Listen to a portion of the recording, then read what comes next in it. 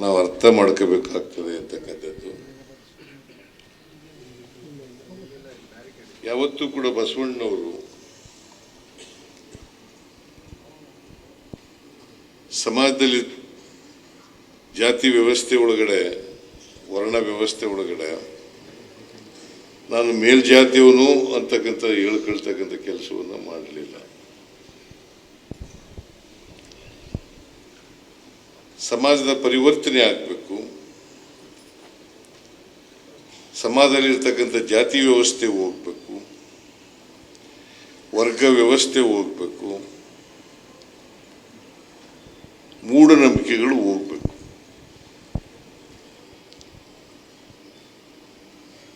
ಕರ್ಮ ಸಿದ್ಧಾಂತವನ್ನು ತಿರಸ್ಕಾರ ಮಾಡಿದರು ಬಸವಣ್ಣನವರು. ಕರ್ಮ ಸಿದ್ಧಾಂತ ಇದೆಯಲ್ಲ, ನಾನು ಇಂದಿನ ಜನ್ಮದಲ್ಲಿ ಅನೇಕ ಪಾಪದ ಕೆಲಸಗಳನ್ನೆಲ್ಲ ಮಾಡಿಬಿಟ್ಟಿದ್ದೆ, ಅದಕ್ಕೆ ಈ ಜನ್ಮದಲ್ಲಿ ಈ ರೀತಿಯಾಗಿ ಹುಟ್ಟಿದ್ದೀನಿ. ನಾನು ಆ ಪಾಪದ ಕೆಲಸಗಳು ಪ್ರಭಾವ ಈ ಜನ್ಮದಲ್ಲಿ ಕೂಡ ನನ್ನ ಮೇಲೆ ಬಿದ್ದಿದೆ, ಅದಕ್ಕೋಸ್ಕರವಾಗಿ ನಾನು ಈ ಥರ ಹುಟ್ಟಿದ್ದೀನಿ. ಇದನ್ನು ಸಂಪೂರ್ಣವಾಗಿ ತಿರಸ್ಕಾರ ಮಾಡಿದರು. ಹಿಂದಿನ ಜನ್ಮನೂ ಇಲ್ಲ, ಮುಂದಿನ ಜನ್ಮನೂ ಇಲ್ಲ, ಯಾವ ಜನ್ಮನೂ ಇಲ್ಲ. ಹಿಂದಿನ ಜನ್ಮದಲ್ಲಿ ಕರ್ಮ ಮಾಡಿದ್ದೆ, ಅದಕ್ಕೋಸ್ಕರವಾಗಿ ಈ ಥರ ನೀನು ಯಾಕಪ್ಪ ಅವಿದ್ಯಾವಂತನಾಗಿದೆಯಾ, ನೀನು ಯಾಕಪ್ಪ ಬಡವನಾಗಿದೆಯಾ, ಹೊಟ್ಟೆಗಿಲ್ಲ ನಿನಗೆ ಯಾಕೆ ಸೂರಿಲ್ಲ, ನಿನಗೆ ಯಾಕೆ ಆಸ್ತಿ ಇಲ್ಲ ಅಂತಂದರೆ, ನಾನು ಹಿಂದಿನ ಜನ್ಮದಲ್ಲಿ ಪಾಪದ ಕೆಲಸ ಮಾಡಿದ್ದೆ, ಅದಕ್ಕೋಸ್ಕರವಾಗಿ ಈ ಜನ್ಮದಲ್ಲಿ ಹಿಂಗೆ ಹುಟ್ಟಿದ್ದೀನಿ. ಇದನ್ನು ಪಟ್ಟಭದ್ರರು ಹಿತಾಸಕ್ತರು ಹುಟ್ಟಾಕಿರ್ತಕ್ಕಂಥದ್ದೇ ಹೊರತು ಇದು ಸತ್ಯ ಅಲ್ಲ ಅಂತಕ್ಕಂಥದ್ದನ್ನು ಬಸವಾದಿ ಶರಣರು ಸಾರಿ ಸಾರಿ ಹೇಳಿದರು. ಯಾವುದು ಸತ್ಯ ಅಲ್ಲ. ಅದಕ್ಕೆ ಬಸವಣ್ಣವರು ನಾವೆಲ್ಲ ಕೂಡ ಮನುಷ್ಯರಾಗಿ ಬದುಕಬೇಕು. ಬಸವಾದಿ ಶರಣರಿದ್ದಲ್ಲ, ಅವರು ಹೆಚ್ಚಾಗಿ ತಳ ಸಮುದಾಯದಿಂದ ಬಂದಂಥವ್ರು, ಮೇಲ್ವರ್ಗದಿಂದ ಬಂದವರು ಬಹಳ ಕಡಿಮೆ. ತಳ ಸಮುದಾಯದಿಂದ ಬಂದಂಥವ್ರು ಅವಿದ್ಯಾವಂತರು, ಶಿಕ್ಷಣ ಸಂಸ್ಕೃತಿ ಇರಲಿಲ್ಲ. ನಾವೆಲ್ಲರೂ ಕೂಡ ಸಾವಿರಾರು ವರ್ಷಗಳ ಕಾಲ ಅಕ್ಷರ ಸಂಸ್ಕೃತಿಯಿಂದ ವಂಚಿತರಾಗಿದ್ದವರು.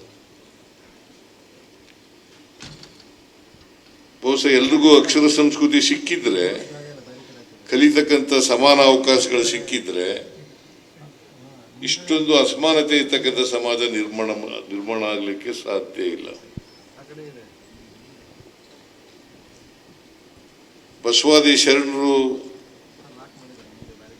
ಲಿಂಗಾಯತ ಧರ್ಮವನ್ನು ಪ್ರಾರಂಭ ಮಾಡಿದ್ರು.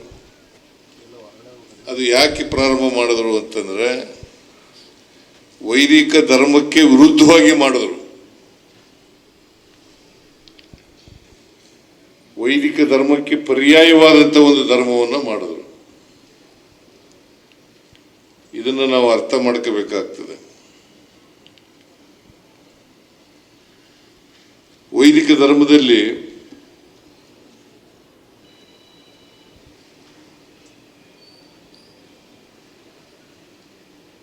ಜಾತಿ ವ್ಯವಸ್ಥೆ ಇತ್ತು, ಚತುರ್ವರ್ಣ ವ್ಯವಸ್ಥೆ ಇತ್ತು. ಈ ಚತುರ್ವರ್ಣ ವ್ಯವಸ್ಥೆಯನ್ನ ಪ್ರತಿಪಾದನೆ ಮಾಡಿದರೆ ವೈದಿಕ ವ್ಯವಸ್ಥೆ, ವೈದಿಕ ಧರ್ಮದ ವ್ಯವಸ್ಥೆ. ಇದಕ್ಕೆ ಪರ್ಯಾಯವಾಗಿ ಮಾಡದಂಥದ್ದೇ ಮಾನವೀಯತೆಯಿಂದ ಕೂಡಿರ್ತಕ್ಕಂಥ, ಎಲ್ಲರೂ ಸಮಾನತೆಯಿಂದ ಇರ್ತಕ್ಕಂಥ, ಸಮಾನ ಅವಕಾಶಗಳಿರ್ತಕ್ಕಂಥ ಒಂದು ವ್ಯವಸ್ಥೆಯನ್ನು ಮಾಡಿದವರು ಬಸವಾದಿ ಶರಣರು ಅಂತಕ್ಕಂಥದ್ದನ್ನು ಈ ಸಂದರ್ಭದಲ್ಲಿ ಮರೀಲಿಕ್ಕೆ ಬಸವ ಭವನಕ್ಕೆ ಕೊಡ್ತೀನಿ ಅಂತ ಹೇಳಿದೆ. ಈಗ ಕೊಡ್ತೇನೆ ಅಂತಕ್ಕಂಥ ಮಾತುಗಳನ್ನು ಈ ಸಂದರ್ಭದಲ್ಲಿ ಹೇಳಲಿಕ್ಕೆ ಬಯಸ್ತೇನೆ. ಒಳ್ಳೆ ಬಸವ ಭವನ ನಿರ್ಮಾಣ ಮಾಡಿ ಅಂತ ಹೇಳ್ತಾ ಇವತ್ತು ಅತ್ಯಂತ ಸಂತೋಷದಿಂದ ಈ ಬಸವ ಜಯಂತಿಯನ್ನು ಉದ್ಘಾಟನೆ ಮಾಡಿ ಮತ್ತೊಮ್ಮೆ ಸಿದ್ದರಾಮ ಶರಣರಿಗೆ ಅಭಿನಂದನೆಗಳನ್ನು ಸರ್ಕಾರದ ಪರವಾಗಿ ಹೇಳಿ ನನ್ನ ಮಾತುಗಳನ್ನು ಮುಗಿಸ್ತೇನೆ. ಜೈ ಹಿಂದ್, ಜೈ ಕರ್ನಾಟಕ, ಜೈ ಸಂವಿಧಾನ, ಜೈ ಬಸವಣ್ಣ.